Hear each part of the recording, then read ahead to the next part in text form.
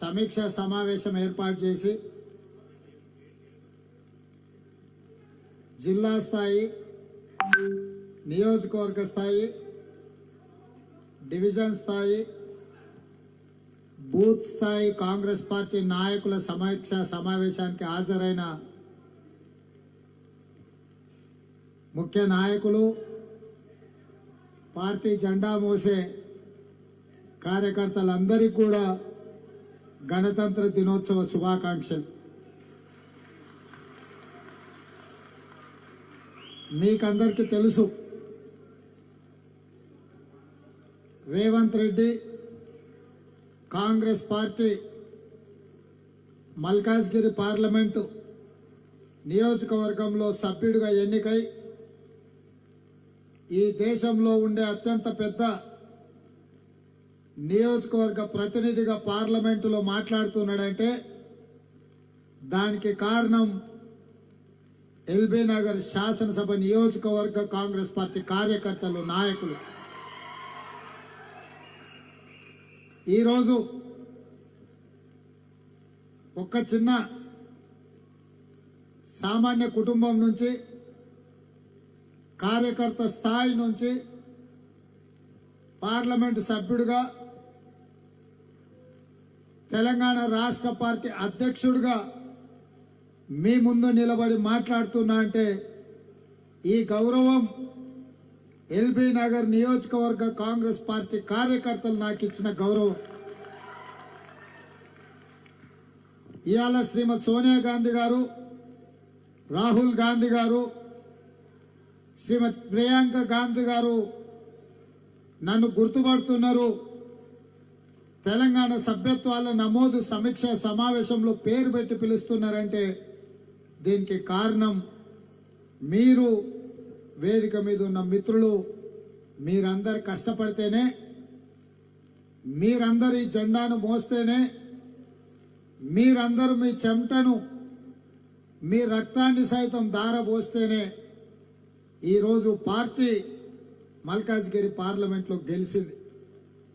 అలాంటి మిమ్మల్ని కలుసుకోవడం ఈ సందర్భంగా, మీతో ఇంతసేపు కూర్చొని మీరు లేవనెత్తిన అంశాలను పరిగణలోకి తీసుకొని మీరు చెప్పిన విషయాలను నిశితంగా గమనించి వాటిని పరిష్కారం చూపిస్తూ పార్టీని ముందుకు నడిపించడానికి శక్తినిచ్చిన మీకు అందరికీ కూడా మనస్ఫూర్తిగా అభినందనలు తెలియజేస్తున్నా.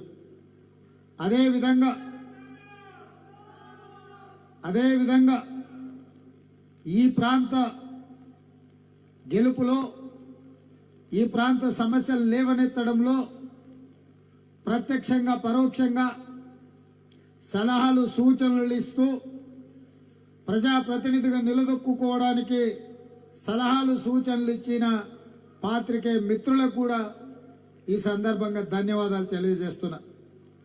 మిత్రులారా, శక్తి ఎంతున్నా అది దాచిపెట్టుకుంటే ఉపయోగం లేదు.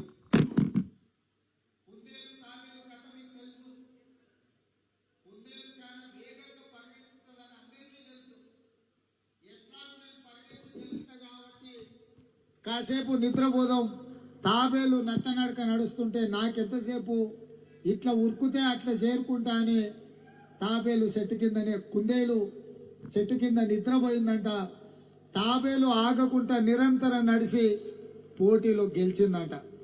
ఇవాళ మా ఎల్బీ నగర్ నియోజకవర్గ వేదిక మీద ఉన్న మా మిత్రులను, డివిజన్ పార్టీ అధ్యక్షులను, కంటెస్టెడ్ కార్పొరేటర్లు, రాష్ట్ర స్థాయిలో ప్రాతినిధ్యం వహిస్తున్న మా వేదిక మీద ఉన్న మిత్రులందరినీ చూస్తుంటే కుందేలు లాగా కునుకు తీసినట్టు అనిపిస్తుంది తప్ప తాబేలు లాగా నడిచినట్టుగా నాకు అనిపిస్తలేదు.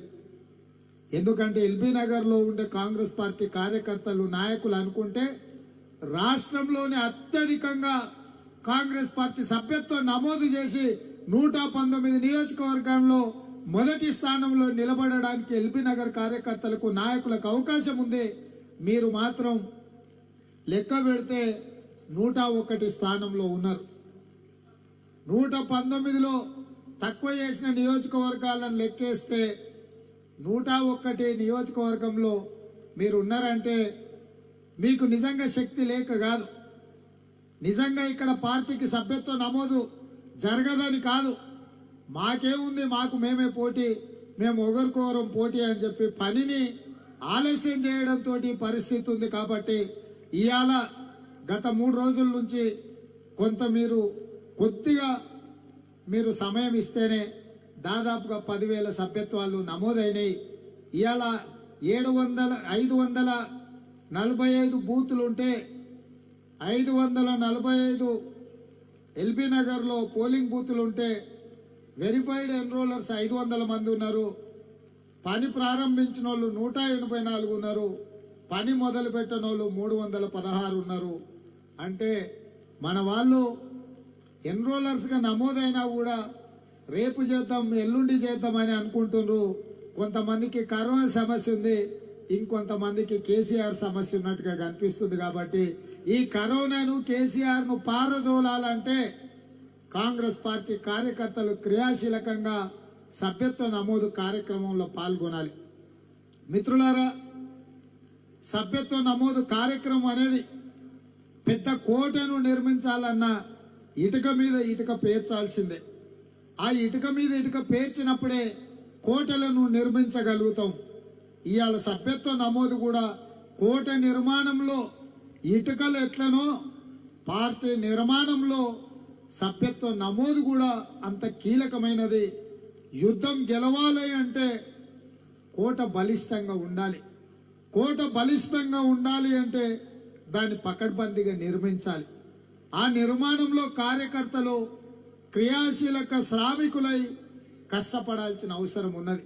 కాబట్టి ఇవాళ మనమందరం ఈ రాష్ట్రానికి ఆదర్శంగా ఉండాలి. మధ్యలో రాకుండా ఎవరే పంపించేది మళ్ళీ.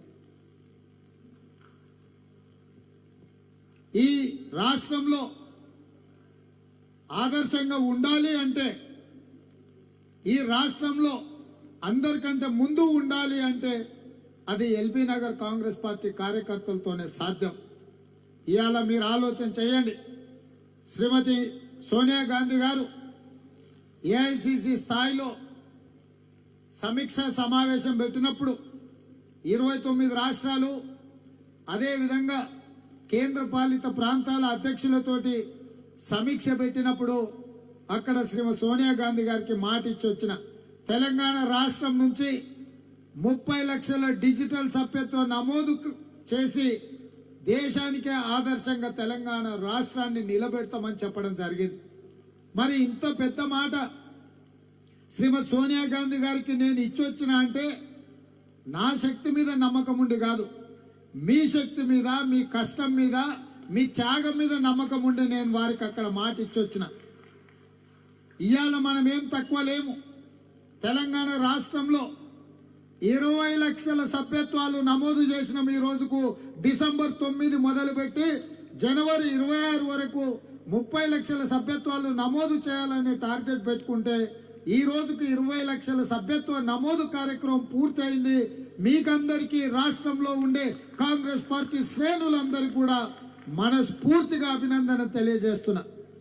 ఇవాళ 20 లక్షల సభ్యత్వ నమోదు కార్యక్రమం పూర్తయిన తర్వాత నాకు నమ్మకం వచ్చింది. 30 లక్షలు కాదు, 40 నుంచి 50 లక్షల సభ్యత్వాలు నమోదు అవుతాయని చెప్పి నాకు విశ్వాసం కలిగింది. మరి ఇవాళ ఒక పక్కన ఇబ్రహీంపట్నం, ఇంకొక పక్కన మహేశ్వరం, మూడో పక్కన ఎల్బీ నగర్, ఈ 3 శాసనసభ నియోజకవర్గాలలో ప్రతి నియోజకవర్గంలో 1 లక్ష సభ్యత్వ నమోదు చేసే శక్తి ఈ ప్రాంతంలో ఉంది. 30 లక్షలలో 3 లక్షలు ఎల్బీ నగర్, మహేశ్వరం, అదేవిధంగా ఇబ్రహీంపట్నంలోనే అవ్వడానికి అవకాశం ఉంది. మనకు కావలసిందల్లా మన కార్యకర్తలు పని పూనుకొని క్షేత్రస్థాయికి వెళ్ళాలి. ఇంతకుముందు మిత్రులు చెప్పారు కాంగ్రెస్ పార్టీ సభ్యత్వం ఎందుకు తీసుకోవాలని అడుగుతున్నారు వాళ్లకు అని. మీరు చెప్పాల్సింది ఒకటే, 2004 నుంచి 2014 వరకు ఈ తెలంగాణ రాష్ట్రంలో రైతులకు రుణమాఫీ చేసిన, రైతులకు ఉచితంగా కరెంట్ ఇచ్చిన, రైతులకు పండించిన పంటకు గిట్టుబాటు ధర ఇచ్చిన, రైతులకు కరువు వచ్చినా, వరద వచ్చినా పంట నష్ట పరిహారం ఇచ్చిన, తోటలు వేసిన వాళ్లకు డ్రిప్ స్ప్రింక్లర్లు ఇచ్చిన, రైతులను అన్ని రకాలుగా ఆదుకొని రైతే రాజు అని చెప్పి రైతుల కోసం జలయజ్ఞం చేసి లక్షలాది ఎకరాలకు నీళ్లు ఇచ్చింది కాంగ్రెస్ పార్టీ. మీరు చరిత్రను చూడండి అని చెప్పండి. అదే విధంగా పేదవాళ్లకు, మధ్యతరగతి వాళ్లకు ప్రభుత్వ ఆసుపత్రికి వెళ్తే సస్తమో బత్తమో తెలియదు, బతికుండి సర్కారు దవాఖానకు పోతే శవమై ఇంటికి వస్తాము అనే భయం ఉన్నప్పుడు ఆరోగ్యశ్రీ పథకాన్ని తీసుకొచ్చి కామినేనులు, యశోదలు, అదేవిధంగా అపోలో ఆసుపత్రులు పేదలు కలలో కూడా అక్కడికి వెళ్లి వైద్యం చేయించుకుంటాం, వైద్యం అందుతుందని కలలో కూడా ఆలోచన చేయలే. కానీ కాంగ్రెస్ పార్టీ రాజీవ్ ఆరోగ్యశ్రీ పథకాన్ని తీసుకొచ్చి పేదలను అపోలో, యశోద, కామినేని లాంటి కార్పొరేట్ హాస్పిటల్లో దర్జాగా చేతులు ఊపుకుంటూ నడుచుకుంటూ లోపలికెళ్లి ఖరీదైన వైద్యాన్ని ఉచితంగా చేయించుకొని మంచిగా ఇంటికి వచ్చే విధంగా ఆరోగ్యశ్రీ పథకాన్ని తీసుకొచ్చింది మనం అనేది ధైర్యంగా చెప్పండి. అదే విధంగా విద్యార్థులకు, బడుగు బలైన దళిత, గిరిజన, మైనారిటీ వర్గాల విద్యార్థులు ప్రభుత్వ పాఠశాలలో చదువుకోవాలో, పాఠశాలకు కప్పు ఉందో లేదో చెట్టు కింద పడిలాగా చదువుకునే పేద విద్యార్థులకు కార్పొరేట్ స్థాయిలో విద్యను అందించి ఫీజు రియంబర్స్మెంట్ పథకం తీసుకొచ్చి పేదల పిల్లలను డాక్టర్లు, లాయర్లు, ఇంజనీర్లుగా సమాజంలో తలెత్తుకొని నిలబడే విధంగా పేదల అభ్యున్నతి కోసం ఆనాడు కాంగ్రెస్ పార్టీ పాటుపడ్డది. ఆ విషయాన్ని పేదలకు గుర్తు చెయ్యండి. అదే కాదు, మా మైనారిటీ సోదరులు వాళ్ళ పిల్లలు చదువుకు దూరమై పేదరికంలో మగ్గుతూ అరటిపండ్ల బండ్ల కాడ, లేకపోతే లారీలలో, లేకపోతే క్లీనర్లుగా పనిచేస్తూ సైకిల్ టైర్లు, ట్యూబ్లు, పంచర్లు వేస్తూ కార్మికులుగా, మెకానికల్గా బతుకుతుంటే వాళ్ళ పిల్లలు కూడా సమాజంలో సమానంగా బ్రతకాలి, తలెత్తుకొని నిలబడాలి అని చెప్పి మైనారిటీ సోదరులకు 4% రిజర్వేషన్, ఈ దేశంలోనే మొదటిసారి మైనారిటీలకు రిజర్వేషన్లు ఇచ్చి మైనారిటీల జీవితాలలో వెలుగులు నింపింది కాంగ్రెస్ పార్టీ అని చెప్పి ధైర్యంగా మైనారిటీల దగ్గరికి వెళ్లి చెప్పాల్సిందిగా మిత్రులను కోరుకుంటున్నా. హాయ్ ఫ్రెండ్స్, మా టుడే టుమారో యూట్యూబ్ ఛానల్ చూస్తున్నందుకు చాలా థ్యాంక్స్. మరిన్ని లేటెస్ట్ వీడియోస్ కోసం వెంటనే సబ్స్క్రైబ్ చేయండి. అలాగే ఈ బెల్ ని కూడా రింగ్ చేసేయండి. మా నోటిఫికేషన్స్ అన్ని మీ మొబైల్లో వస్తాయి. అలాగే మా వీడియోస్ మీకు నచ్చితే లైక్ చేయండి, షేర్ చేయండి, నచ్చకపోతే కామెంట్ చేయండి.